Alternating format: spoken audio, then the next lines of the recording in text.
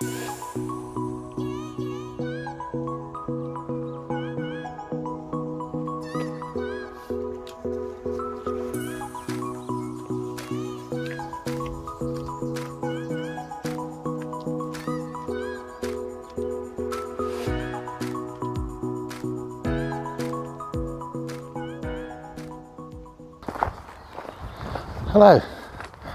back out again.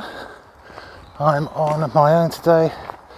My son travels at college.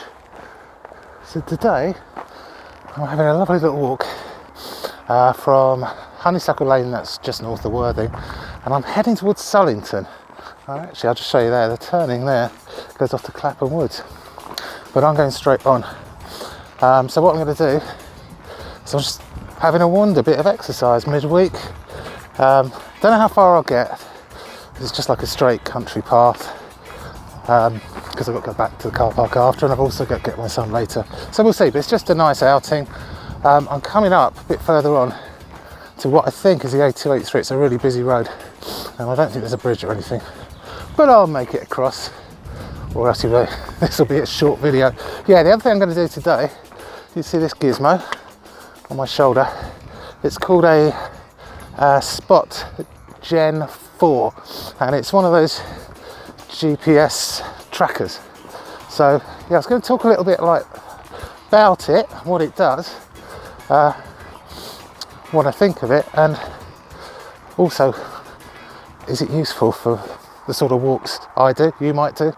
Yeah, not backcountry, we don't really have backcountry in the south of England. Maybe a little bit backcountry-ish in Scotland, but anyway, so yeah, I was going to do that.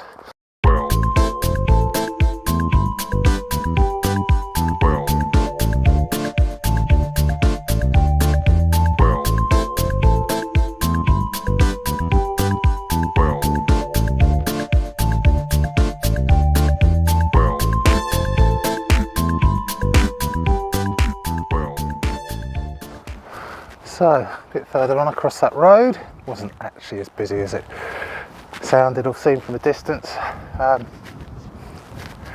stunning views now. You'll see I've got the old bandana and hat on. It's funny, I didn't know whether we're the big fleece or the thin fleece. It's in betweeny weather.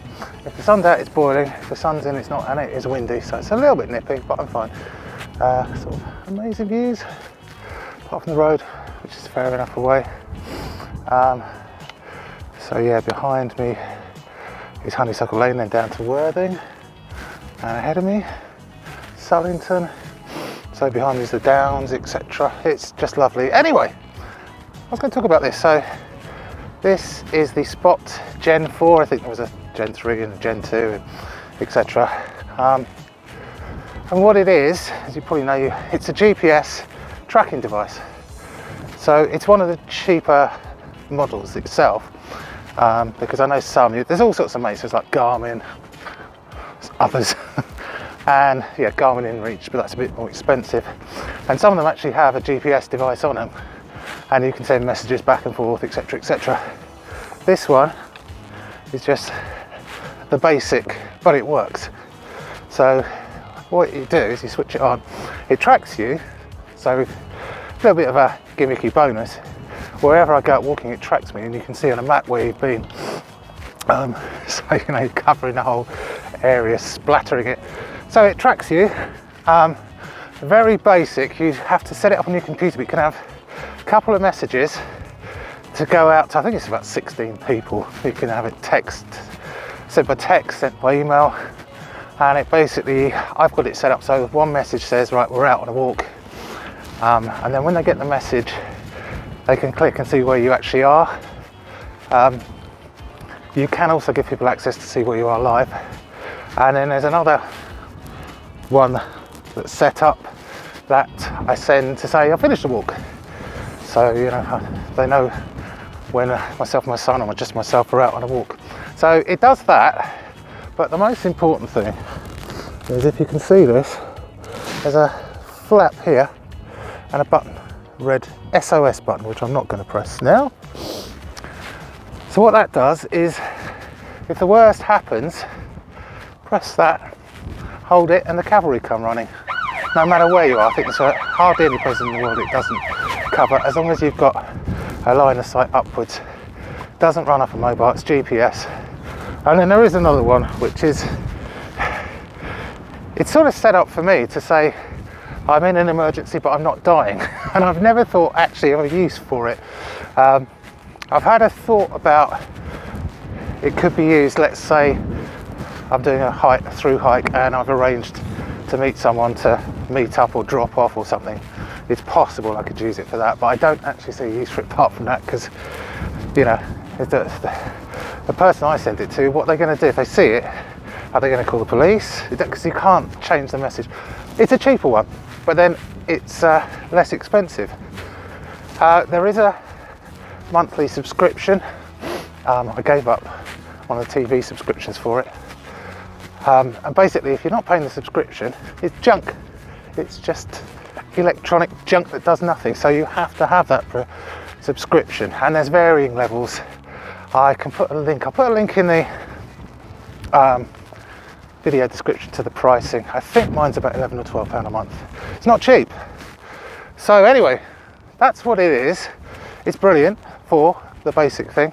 I'll have a chat a bit later about why on earth have I got it. Why would I use it? That's a whole different story. Catch you in a bit.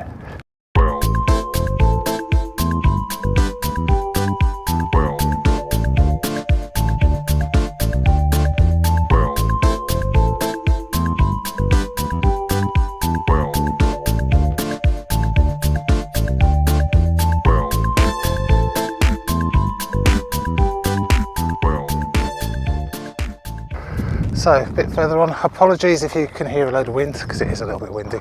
Hopefully not. So I'll give you an update as we come a bit further on in lovely open countryside. So, I'll show you roughly where we came from. Right, almost a straight line. Almost. Straight across there, across the top of that hill, and then over the other side, down, and that's where the car park is. I don't know, it's a fair few miles now. And then you probably may not be able to see it, but about there is where you can see the road that runs across, which I think's the A283. I don't know, I'll check it. I might remember to check it.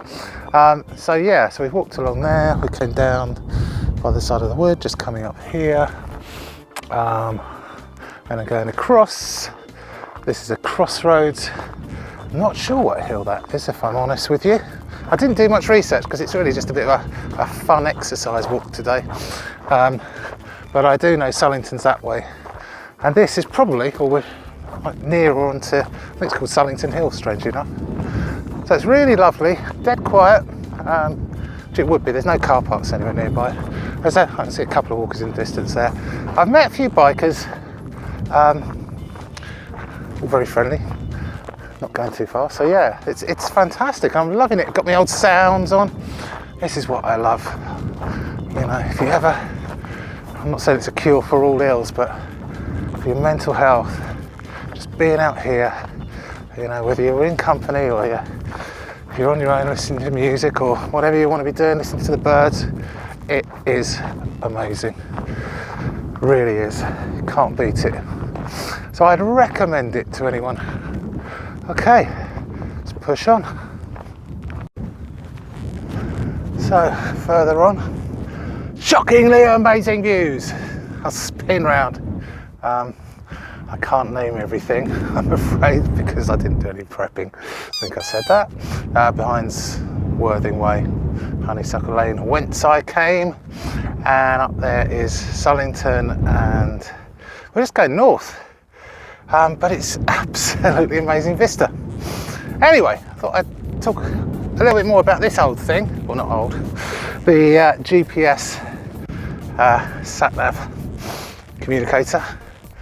And I'd sort of say is it worth having? Well, there's a couple of sides to this. I'll explain what I think in general, and then I'll say why I've got it and why it's worth it to me. So, in general, if you're doing what I'm doing, so I, as you'll have noticed, generally walk around the south. It's a heavily populated area.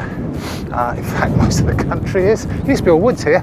The Weald got chopped down a long time ago. Anyway, that side. So if you're me, I would say in general, what do you need it for? For the cost, you know, if you want a bit of extra bling, it's great, and you can track where you're going and a bit of fun. But if money is an issue, which I'm guessing it is for a lot of us now, well, it always was for me. Anyway, probably not, because a lot of the places when you're out, I mean, even here, middle of nowhere, I can see people. A couple of cyclists, a couple of hikers up there, no one behind me. That said, it's been dead quiet. So in general, I'd say it's a lot of outlay for something you don't have to have. And mobile signal, I don't use mine. Mine is always on airplane mode because I use it for a map. I use it for sounds and stuff. And if I'm out for hours and hours, it will go flat. I do carry a battery, but hopefully, I don't really want to start piddling around with that. So mine's in flight mode, my phone. But I would say if you're not going out for hours, we want signal, you'll find signals are come and go. But the odds of you being trapped out on the downs and dying and no one ever finding you are quite slim. That said, I quite often will go for, I don't know, hour, 2 hours without seeing a single person. It can happen. You know, I map all my own routes. I'll talk about that one day. So my routes, I don't sort of necessarily follow the beaten track. So sometimes I find myself right in the middle of nowhere. So it would be handy for that. You could be in the middle of nowhere, no signal. Right, so why do I have it then if it's not worth it? Well, I have slightly different reasons. Obviously there is the thing about you're in the middle of nowhere, 2 hours. My phone's not got a signal. If I keel over and I can't do much, at least I can press that button. But the main reason I have it is for my son, who you'll see in the other videos. If I'm honest, he would struggle, you know. I'm not getting any younger. I think I'm fit. Well, no, not fit, I'm fat. But fit-ish, you know, I can do the walks. But I know people my age who've keeled over, heart attack, stroke. Now, if that happened, I don't know what would happen to my son. He would struggle with a phone, you know. Even if there was a signal, he certainly couldn't put it back onto connected mode. So it's really, that was my prime concern, is if the worst happened, if I keeled over, what would he do? So for him, he knows if there were, you know, if I tell him or I can't tell him, he holds that button, presses that, and he's okay. Yeah, as I say, if you look, it's can be quite bleak, and you can go for an hour or two. And I wouldn't want my son to be left out here. He wouldn't know where he was, you know. Anyway, that is my reason. It's like a bit of insurance, just to know that he'd be safe anyway, I'm sure. There's not many places to get killed around here, you know, apart from the cows. I'm joking. He would be, I'm sure he would be okay, but it's just that little bit of insurance, peace of mind for me, to be honest. So that is why I'd get one. That said, if you're going into the wilderness, you're up into Scotland or something, this is going to come in handy. So if you want to keep track and you can afford it and do what I did, give up one of the streaming channels, it's a nice little thing to have, and it is quite cool looking on where you've been, and you get dots all over the map and tracking stuff like that. The mileage and steps comes on I've got one of those Fitbit things, cheapo ones. I get all that from there, but just the map and the fun, and the fact if you're out, I am going to be doing some hiking, my son, sort of like through hiking, mini through hiking, and at least his mum will know he's okay and we've made it to wherever we're going. So yeah, it's lovely around here. We'll push on then.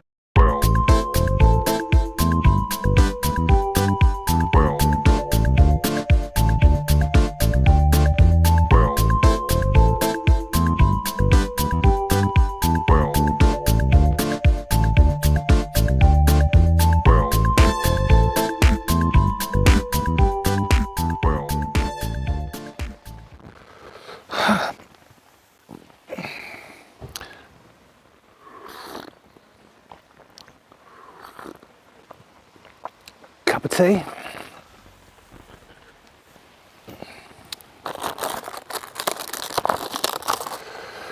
And a pork pie, not pork pie, a Scotch egg.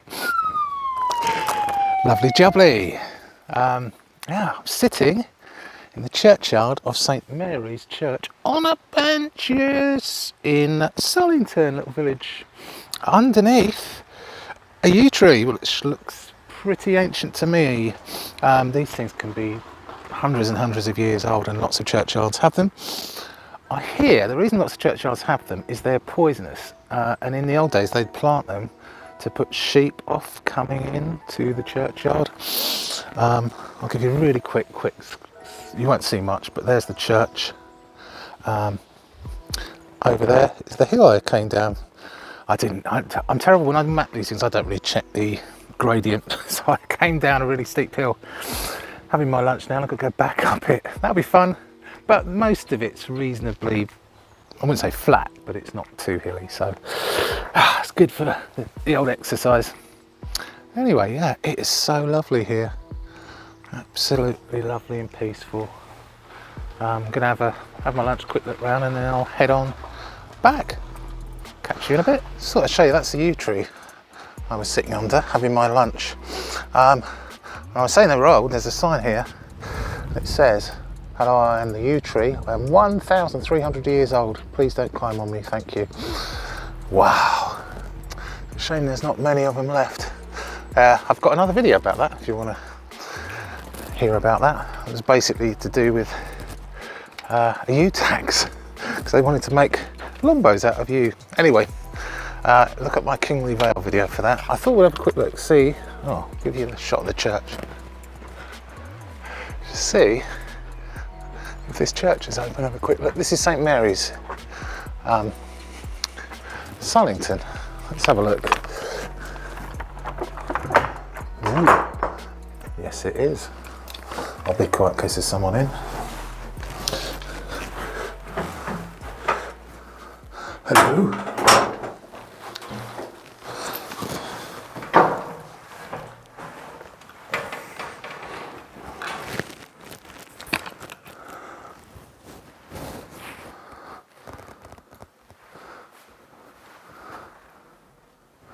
Wow.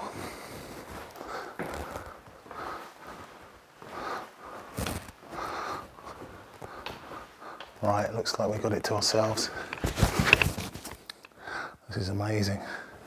Tiny little church. Wow, there's an organ there. That's big for the tiny church. I'm afraid I don't know much about this.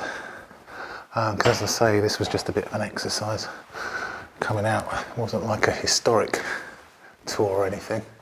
But we have a bonus here, yeah, St Mary's Church, Sullington. If I remember, I'll try and remember. I'll look up a few details and stick something up for you. I think it's very old. I imagine it's Saxon, then Norman. A lot of these ones are in these villages. But yeah, this is something else.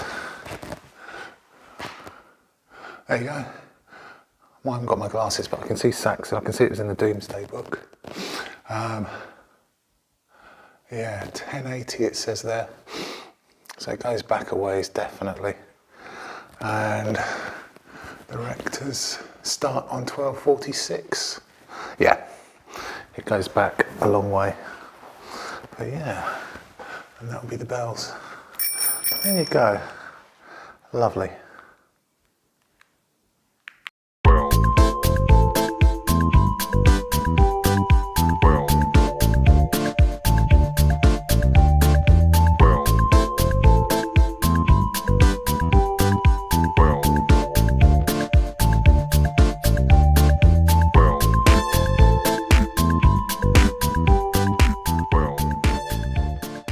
Okay, back in the car. Whew. Now that was amazing. I wasn't expecting such a scenic walk. Yeah, as I think I said, when I map things out, I tend not to worry too much about the hills, although I can get a 3D thing, but yeah, hills around here, hills. But because there was loads of hills before the drop into Sullington, the views were across the Weald were absolutely amazing. And then Sullington's lovely, so it's perfect place. You go there, Stop for lunch. I think it's about 5.5 miles. There's benches. There's a cafe there as well. I didn't go in, but you can use that. Lovely church. It looked really nice. Yeah, it was fantastic. A little bit of a tip this time of year, weather-wise. Always bring a little bit of extra stuff, because like today it was saying, oh, sunny intervals, and you know, I sort of thought, ooh, yeah. So I decided not to use the thick fleece. I used the normal fleece, which was a good call. But I'm just glad I brought the buff, the wool buff, and the beanie, because there were bits when you get up there, there's no sun, there wasn't any sunny intervals, and it can get quite cold and windy the higher up you are. So it's always worth, this time of year, bringing a little bit extra just in case. I had them on and off and on and off. Obviously, once you're in the summer and you've definitely got a scorcher, then you don't really need to bring the extra, you know. I always carry a raincoat. This is England. So yeah, really good. Honeysuckle Lane car park, been here before. It's free. It's quite big. I've never not found a space. So my verdict is brilliant walk, really good. It's a keeper, definitely. I'm gonna keep that one. So catch you next time. Bye.